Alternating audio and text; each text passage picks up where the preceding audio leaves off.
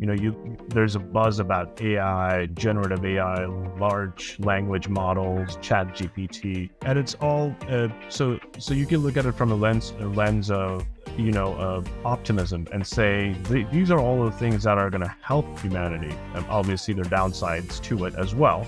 Just like with every coin has two sides, right? Data is fantastic unless you are able to, only if you're able to, make sense of it. If it lives in a vacuum, then it's meaningless, right? And it's almost like you have these systems, they need to be interacting with one another seamlessly. And if they do, then everything is going to work like an orchestra, theoretically, obviously. But, if they don't, then you're massively wasting an opportunity to be able to utilize the maximum benefit. Greetings, health tech enthusiasts.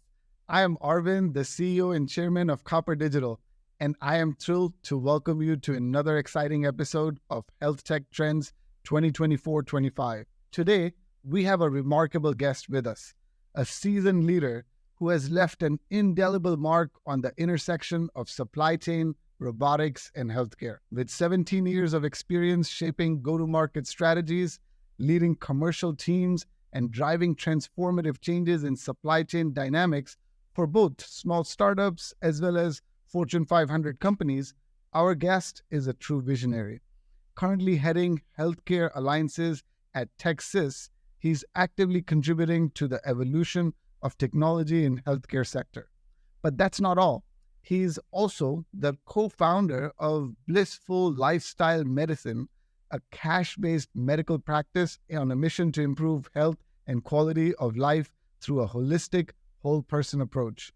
So get ready to be inspired as we explore the innovative strides made by our distinguished guest in the dynamic landscape of health tech. Without further ado, let's dive into this insightful conversation with our guest, Jett Chitanand.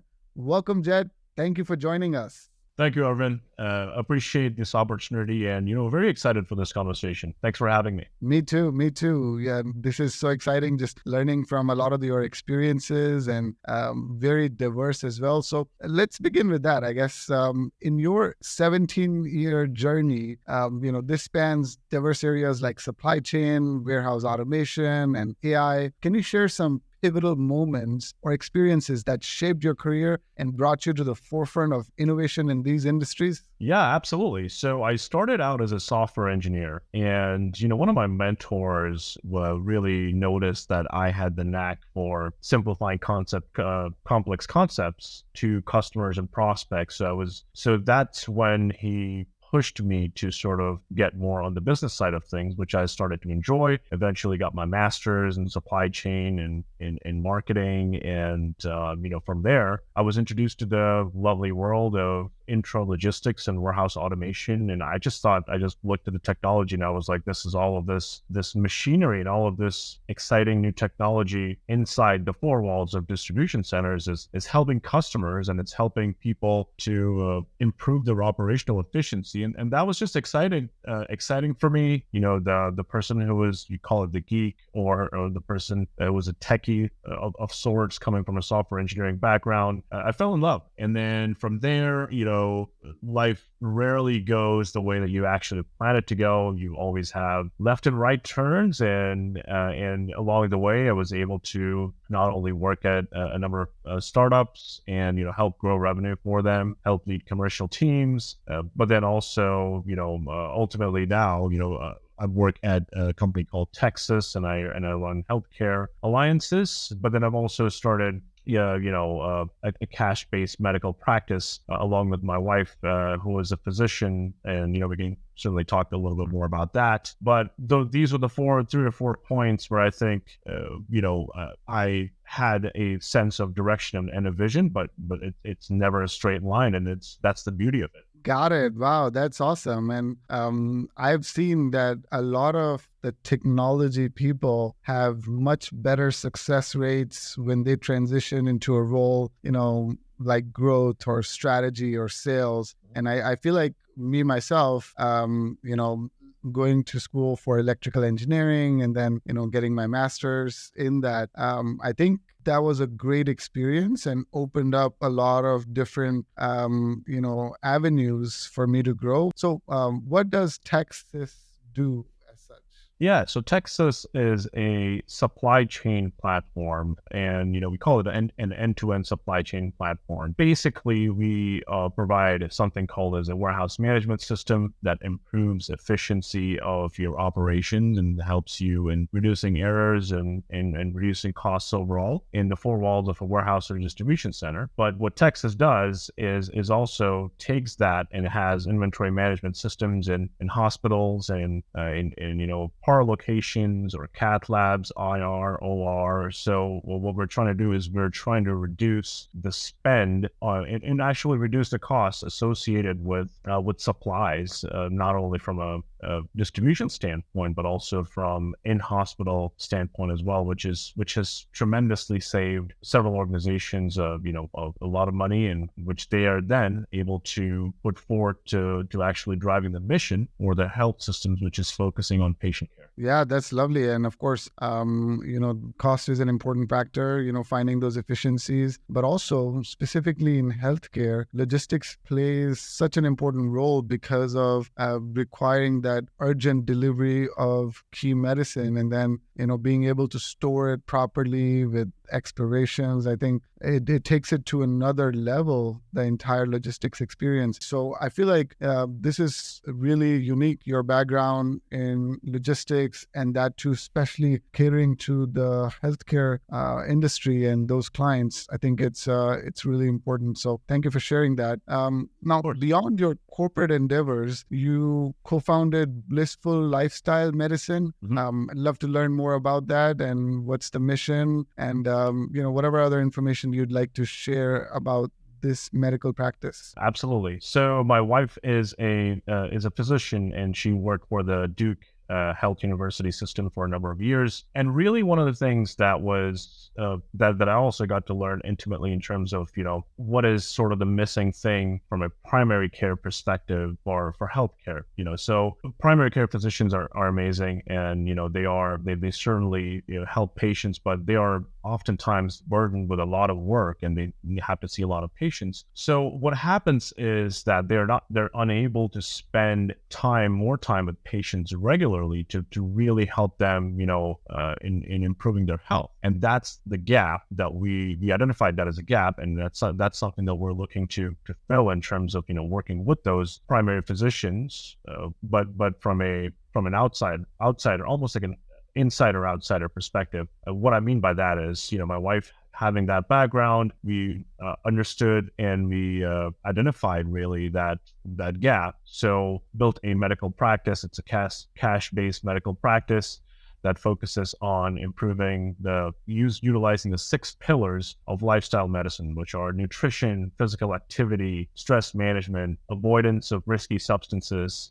restorative sleep, and or social connections. So the idea was to work with patients and to help them, improve their life. And my wife being qualified and able to provide that care, I took on the responsibility of, okay, well, how do we market this? How do we make it accessible to people? How do we, what pricing should we use? So getting into a little more of the strategy and the operations side, and it's fascinating. And now we have, a good number of patients as well. And we're also branching out into other facets of medicine. So I think it's certainly an exciting journey that I've sort of been a part of. And, there's a lot that I've learned from being involved so intimately in a business. Wow, that's fantastic. This is super unique. And I think being an entrepreneur and, getting started is often what skills you have and how can you help others with that skill. So it makes total sense. So is she doing this full time? Yes, absolutely. Wow. Okay. That's fantastic. So you guys have this clinic in Riley, and that's where you're serving customers in the community. Is this targeted towards underserved population, perhaps with no medical insurance, or this is something that acts as a supplement, like you go have your PCP as well, but then if you need more care or you need more specialized care for your overall well-being, then you have this as an additional, almost like you would have maybe therapy as an addition to your PCP. Which one does this go towards? So it's the latter one, right? Okay. And which is basically, we're not trying to replace PCPs. PCPs are great. You need a PCP, but coming in with a background of that, of medicine in general, and understanding how the human body works and what are some of the things that we need to do to be able to manage those conditions is what my wife focuses on. But yes, you need your PCP to prescribe you whatever medicines you require. However, at the same time, we bring a unique lens in terms of not just health and wellness, but then we also have the expertise that my wife Alicia provides. Got it. Fantastic. Now, you have prior experience with startups. I mean, you have experience advising startups and helping them in growth as well. So what challenges do you often see tech companies face, and how can they effectively navigate these hurdles to bring their innovations to market? Right. So it was an interesting time, during COVID, with every early 2020, we saw a lot of investment in logistics and supply chain technology companies, because people realized, wow, if things are not working, if supply chain is broken, then we're not going to be able to get whatever we need, and we're not going to be able to grow, and we're not going to be able to sustain. So some of the things in terms of what I would like, some of the challenges that startups face is establishing, obviously, it starts with a product or a service. What are they providing? And more often than not, you see product that could be a minimum viable product, the MVP. And when you start with that, you're going to have some early adopters. Some of the founders are able to bring in some early customers and develop those use cases. It goes back to, what are you trying to do? Are you trying to solve a problem? That's number one. And is a problem that you are solving, is that how many people face that problem? How many organizations face that problem? That's going to determine the scalability of your product. That's going to determine the total addressable market, the serviceable addressable market, or whatever you're looking to sell or bring to the market. And it's also, in a sense, going to help determine how successful you are going to be. Some of the things that I've seen at successful startups do is to really focus on one or two things they do really well, and double down on that. It's really easy to get distracted in putting out fires, and getting sucked into your day-to-day and looking at 4 or 5 different things. Once you have the vision and the direction for the organization, once you have the MVP, building on that, and then obviously from a startup perspective, you need to be able to show social proof that it works. And then you get into once you have those established customers, then you go in for a Series A, Series B, so on and so forth. But it all starts with, again, what problem are you looking to solve, and is that a problem that's worth solving? Got it. No, that's a great advice, I think. So essentially, don't get lost in day to day, and don't be working on 5 different items, but just focus on the key areas, and then always keep going back to what problem you're solving. I think that's great advice, and I would agree. I think also I would agree with how you mentioned whether it's a product or a service. Is there different strategy for product versus service, or your opinion on if somebody is on the fence and trying to take that leap forward, then would you recommend bringing a product or maybe a services-based business? So that really depends, right? I mean, if you have, typically we've seen that product-based startups tend to do, there are more product-based startups in the tech world, and there are services, and the reason for that is, again, they're trying to solve a problem using something that wasn't there before, or they're improving an existing process which is broken, right? And so you're bringing these into market. It's a completely different lens that you view problems through. From a product perspective, it is harder to develop a product to make sure that it works, but the scalability of that product, once you have that, and it's, you're able to solve that problem, then it, at least not only in theory, but I've seen instances where it gets easier in terms of multiplying that success. But from a services perspective, it depends on what service you offer, but you are, like, your skill set is what you are, basically, and that is whether that is consulting, advisory, or anything else like that. It's sort of harder to, in some ways, the capital required to break into services-based industry may not be as much. But to develop a product, it's a more extensive cycle. You look at healthcare, you have to go through and see what regulations are in place. What are some of the things that businesses need to ensure to be able to actually commercialize their products? So there are different facets, and it's just different lens. I can't necessarily say one is better than the other. Again, goes back to what your strengths are and what is your vision and how you think of problem solving. Yeah, no, I would agree, because while there are so many similarities between a services company and a product company, I also feel like they are totally different as well. So I think there is definitely different approaches, but you're right, there's no easy answer. And I agree with you, like, services can be a lot more stable, where you could slowly grow the organization and the chances of success are much higher. But then in a product, it could just be all or nothing. But then that's the actual entrepreneurship and, creating that exorbitant amount of value and hence wealth as well. Absolutely. Great. Absolutely, 100%. Yeah. So now in your journey, have you come across any unexpected or unconventional uses of technology in healthcare that truly surprised you, or can you share a few notable examples? Yeah, absolutely. I mean, there are so many fascinating organizations out there.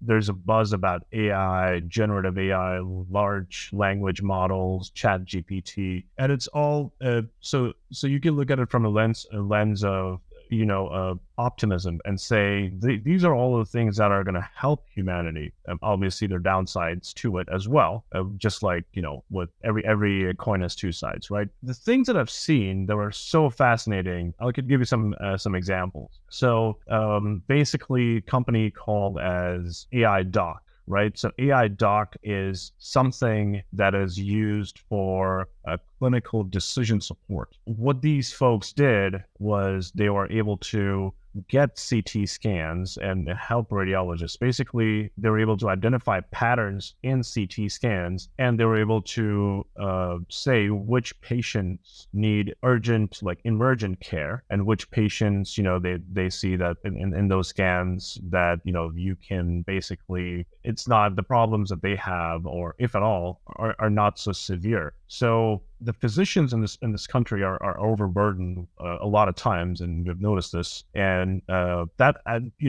this type of technology really enhances the ability of a radiologist to come in and to identify patterns which even humans may not be able to identify before they even happen. So having those markers and using something like that, that can really help in potentially saving somebody's life, right? Because ultimately that's the goal for any healthcare organization, and that's what we're all striving for, is to help sort of humanity, get better and help them get healthier and make sure that people get the care they need. So that is a technology that I've seen from which is tremendously valuable. And of course, there's some interesting ones too, right? And you've got something like ehealthy.io. So that company, it's leveraging advanced AI imaging technology. So what you do is you pretty much once you urinate on a stick, you take a picture, and then from the picture it tells you whether you have a UTI or whether you have a kidney disease, and you need to go and see the physician. So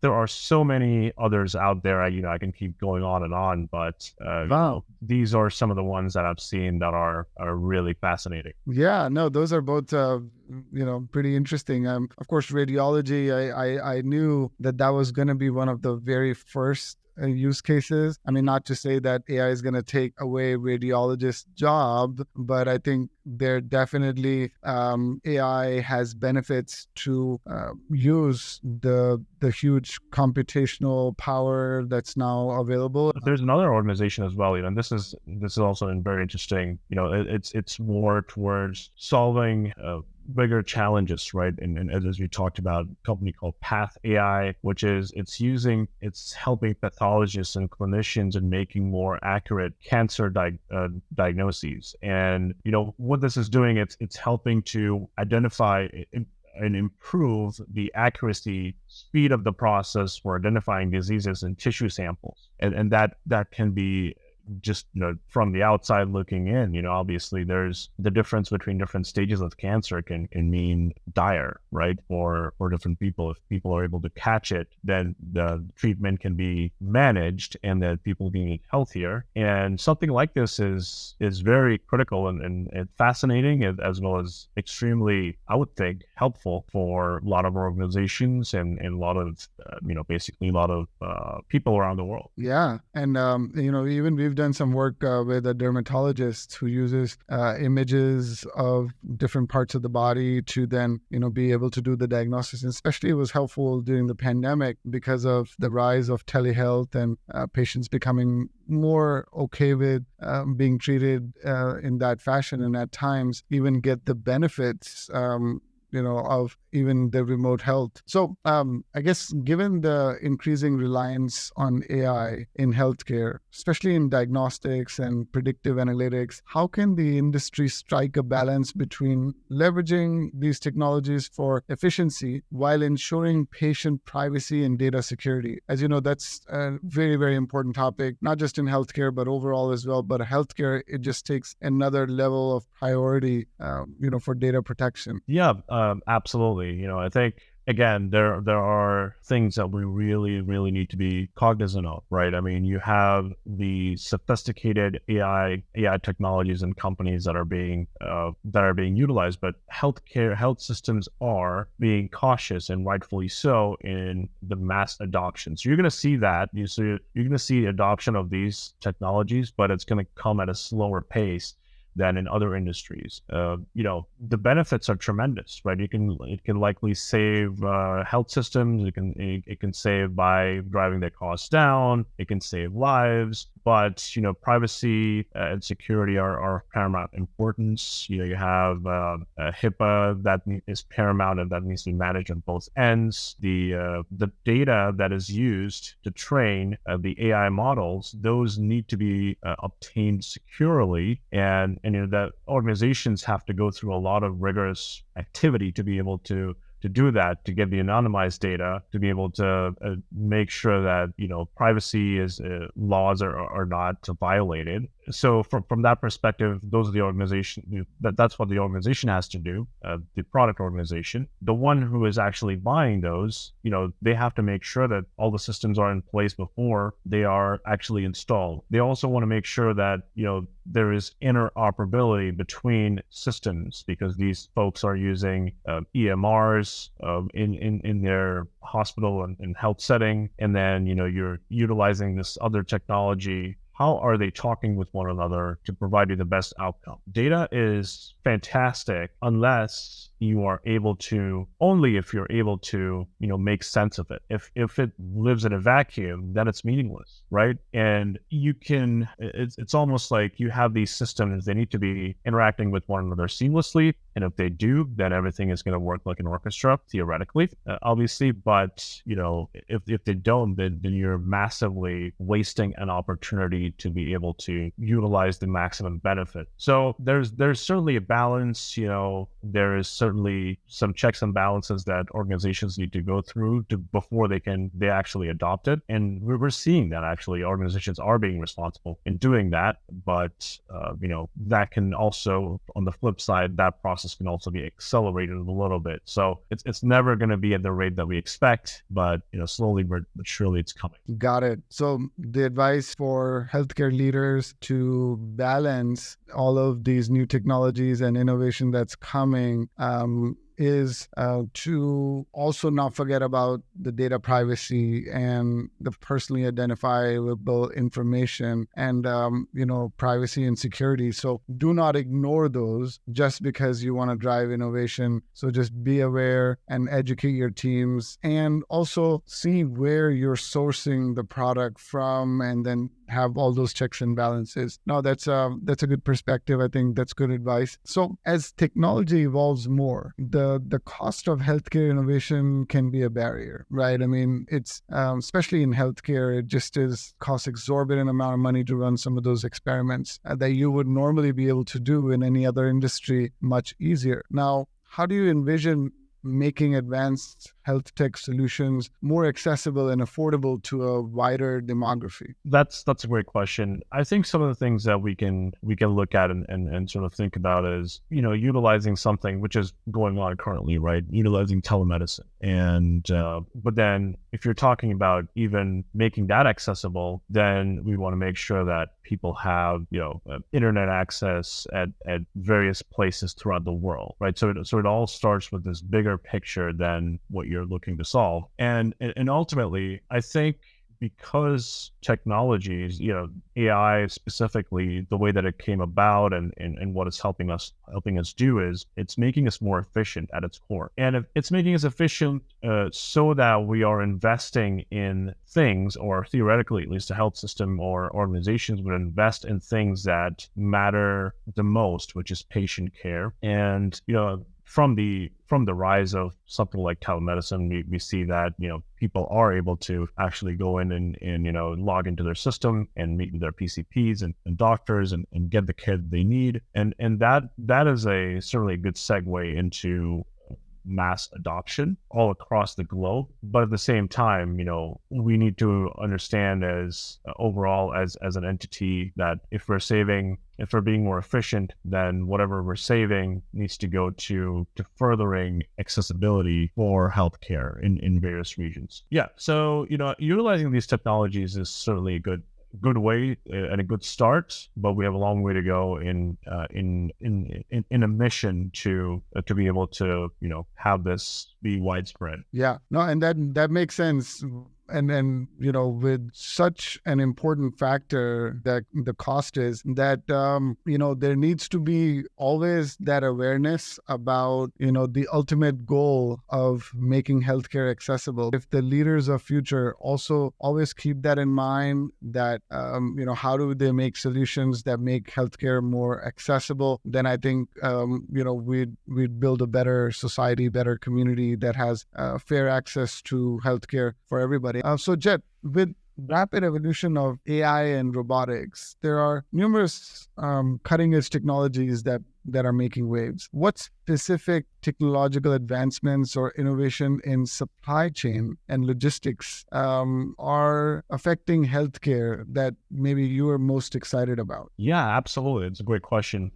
So from a robotics perspective, you have piece-picking robots. Basically, you have robots that are in warehouses and distribution centers that have a vision system, and that are able to, once you get a tote and you get those orders, that are able to discern which product to pick. And then they're picking that specific product using a gripper and placing it into the order tote. So that is helping reduce labor costs significantly inside four walls of a distribution center or warehouse. You see that, and if you multiply that in terms of kind of what the volume is for any of these distribution centers or warehouses, I think that is a tremendous saving. Companies you've seen the emergence of humanoid robots, which is very fascinating, very interesting. Recently, what was the company's name? I believe it's Figure. So they have a humanoid robot, and obviously Tesla is also coming up with their own version of humanoid robots. But what they're looking at is utilizing those in logistical settings, at least from a Figure perspective, right? From what I've seen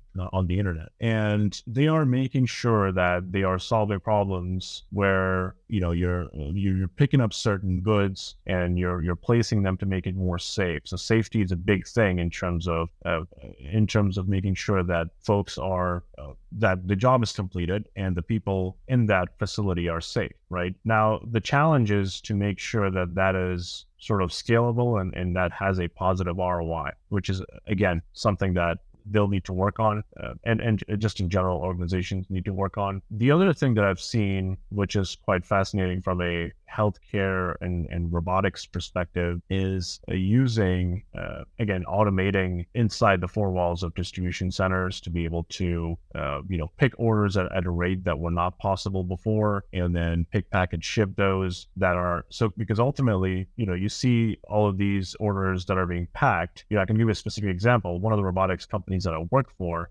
we had orders that were picked by operators alongside autonomous mobile robots. The robot would automatically go and stop at a location. A person would come in and pick a medical device. So that medical device was actually being fulfilled. It was going to go to a salesperson's, I believe it was going to go to a salesperson's house. And then from there, they would bring that device into surgery. So if you are not able to pick that in time, then you're missing, somebody's surgery might be affected. So utilizing technology, again, to make things more efficient, to make things fast, to make things more accurate, especially in a healthcare setting where stakes are high, is something that is very fascinating and exciting for me. Yeah, me too. I think I can't wait for the day for the humanoid robots to be walking around. And what's the cost? Are you aware, like ballpark, what's the cost of a humanoid robot? Is it like the salary for 1 year of a worker? I think so that's, again, I'm not certain. So I'm not, I don't know what the cost might be. And that's, again, the problem that we want to solve. And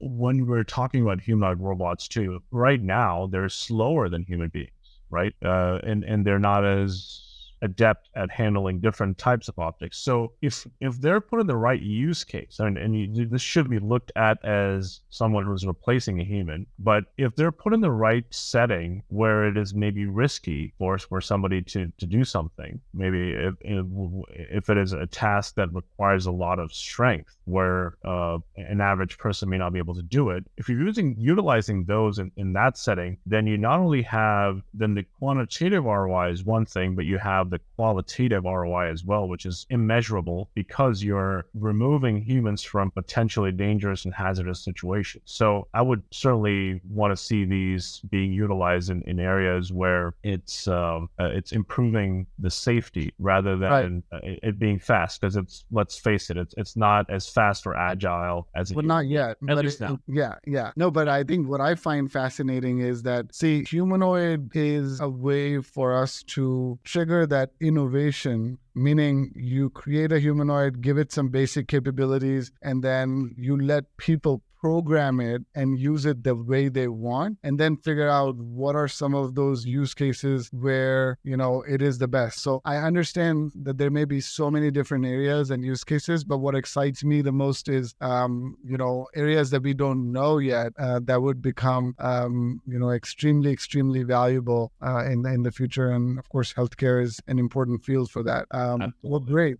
So looking ahead, 2024-25, if someone in our audience has ideas that they'd like to implement at their organization to, create digital transformation or to bring technology into the process somehow, then what are some of the considerations, some advice that you would offer to them, having talked to so many of the industry leaders who have a mission to create digital transformation? That's a great question. I would urge and encourage leaders who are looking to incorporate technology into the day-to-day, especially in a healthcare setting, to again go back to what is a problem you're looking to solve and how is this technology helping you. Once you evaluate that, then you have to also to take a step back and see that whether or not the organization that you're going with is following all the regulations and it's making sure that, everything is in place from a compliance perspective, because you don't want to be in violation of that. And then the other thing is also look at it from a broader perspective. You want to make sure that this thing works as a whole. It can't operate in a vacuum. You have to make sure that there is interoperability between the systems, that it is, that you're able to utilize whatever it is that you're using to enhance your existing operations, and that it's also secure. If one mistake if it comes to security could be dire for a lot of healthcare organizations, let alone regular organizations. So these are some of the things that I would urge the leaders to look at and consider as they're choosing new technology, specifically in terms of AI for an healthcare setting. And that way you're minimizing the risk of adoption of these, and then ultimately you are being a pioneer in moving this technology forward. Lovely. So I like how, especially in healthcare, you cannot cut corners and you have to keep some of the fundamentals, the basics there. Interoperability, of course, it looks like that's something that is extremely important, based on your experience. And then also privacy and ensuring that your content is safe is also extremely important. No, this is fantastic. And with that, we conclude another thought-provoking episode of HealthTech Innovation 2024-25 featuring Jett Chitanand. Big thank you to Jett for unraveling the complexities of HealthTech and sharing his valuable perspectives. To our listeners, make sure to hit that subscribe button to stay tuned for more captivating conversations with leaders at the forefront of healthcare and technology. Thank you, everyone. Thank you, Jett. Appreciate you. Thanks. Bye-bye. Bye.